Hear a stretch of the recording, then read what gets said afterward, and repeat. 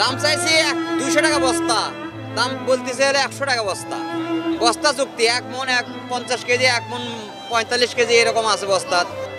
বাংলাদেশের অন্যতম উন্নত জেলা বগুড়ায় তরকারি উৎপাদনকারী কৃষকগণ পড়ে গেছেন বিশাল বিপাকে। রমজান মাসকে কেন্দ্র করে কৃষকগণ করেছিল বিশাল আকারের জমি চাষ বেগুনের। যে বেগুন রমজানের শুরুতে 60 থেকে 70-80 টাকা পর্যন্ত বিক্রি হতো, সেগুলো এখন 10 টাকা, 20 টাকা, এমনকি বস্তা দরে 2 টাকা করেও বিক্রি হচ্ছে। যেখানে মূলধনই উঠছে না, তারপর সারের দাম, খাটাখাটনির দাম কোনোটাই যেন হচ্ছে না। বাজার খুব খারাপ ভাই। গাড়ি ভাড়া মনে করেন তোলা গাড়ি ভাড়া 100 টাকা, আর বস্তায় কয় 100 টাকা।